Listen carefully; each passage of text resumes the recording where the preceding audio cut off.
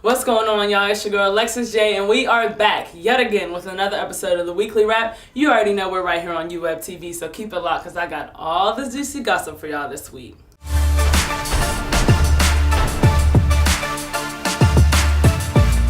Okay, so I know it's been a while since the last time I got to holler at y'all, but that just means we have so much more to talk about on this episode. So, let's kick it off with the latest trending topic on all social media sites, and that is the ALS Ice Bucket Challenge. Now, I know all of your timelines have been filled with friends and family members, even the biggest celebrities, including Steven Spielberg, Oprah Winfrey, and former President George W. Bush. They have all been participating and accepting the new national trend. Now, this trend requires you to pour a bucket of ice on yourself and donate to the ALS Association.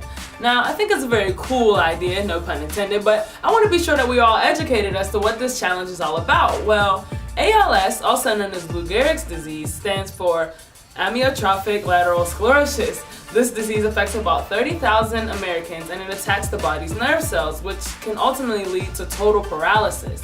Now, it is said that the life expectancy after diagnosis is typically only 2 to 5 years, and there's no cure or treatment to stop or reverse the disease. So this challenge was originally started to encourage awareness and also encourage people to donate towards the foundation and its research in hopes of finding a cure. Well, the purpose of the ice bucket is so that it numbs your body completely so you can feel just for a few moments how the disease affects those who have it. So if you accept the challenge, you're supposed to donate a small amount, and if you refuse to dump the ice bucket on yourself, you donate a little more.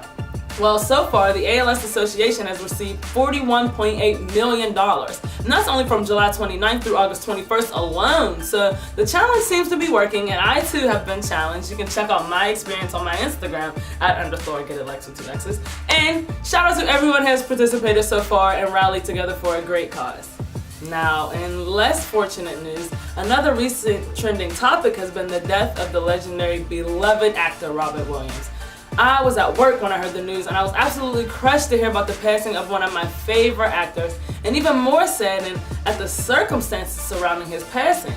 Reports say that Williams was found by his personal assistant suspended off the ground by a belt around his neck.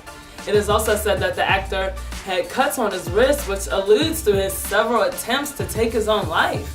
The actor lived 63 memorable years, and he has been acting and entertaining millions of people for over 40 of those years. What many did not know was that Williams battled drug and depression problems for many years in the past. He has not only been dealing with depression, but he was also suffering from early stages of Parkinson's disease. But on the big screen, he was the happy, gentle Mrs. Doubtfire, or the genius scientist and flubber. And with over 100 films and projects, he kept us all laughing for decades. So that just goes to show you never really know what's going on in somebody's life or what somebody could be going through. And Robin Williams, may he rest in peace, he'll surely be missed. Another hot topic that has been heavily talked about nationwide is the hectic situation going on in Ferguson, Missouri, surrounding the murder of 18-year-old Mike Brown by a Ferguson police officer.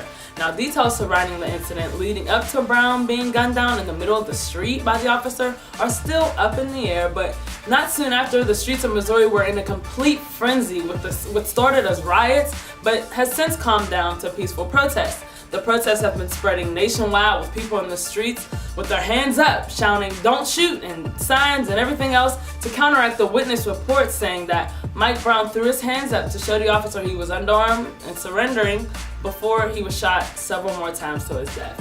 President Barack Obama and Attorney General Holder have since been involved in getting to the bottom of what exactly happened. So as of Wednesday, August 20th, a grand jury began investigating whether Ferguson police officer Darren Wilson should be criminally charged for the death of Mike Brown. It is a shame that we as an African American community have to come together under circumstances like these, but I just hope everyone just stays well informed and continues to fight for what they believe in, because events like these affect us all as Americans. Okay, so I kind of wanted to get the heavy stuff out of the way, but they're definitely no less important. But let's switch gears to some lighter news in the Hollywood world. Now, this announcement is for the ladies. I know if you haven't heard already that you'll be extremely excited to hear that the heartthrobs Chris Brown and Trey Songz have decided to go on tour together. Yes, that's right. The two were on Instagram recently blogging back and forth about the idea of doing the tour together and the name for it, and they have indeed confirmed that it is in the works. But not only that, It is said to be kicking off this fall. So if you ask me, they've been scheming this together for a while now, but hey, I couldn't be more happy about it coming so soon, and I pray that they make a stop here right in the Berg. Now, Breezy also recently announced his album release date. His X album is set to drop on September 16th, so I'm sure he'll be performing hits off that album during the tour as well, along with all of his classics. And Trey Songz' 6th album, Trigger, debuted at #1 back in July as well, so the two have plenty of material to have ready for the ladies screaming their heads off, so be on the lookout for all the locations, and I will surely try my best to be there. Some more exciting news for the month of September, besides my birthday, is the premiere of the new season of the hit show VH1 Love Hip Hop. But this time, Mona Scott Young is taking the drama to Hollywood. Yes, a brand new location with a brand new cast, including Ray J, Tierra Marie, Soulja Boy, Omarion, and even Lil Fizz. Mona did a number with this one, and I'll be glued to the TV on September 15th at 8 p.m. And y'all need to be there too, because this season should be very, very interesting. So what's been going on in the Berg since I last saw you guys? Well, the Under the Influence tour came through and shut it down with the Berg's very own Wiz Khalifa as the headliner.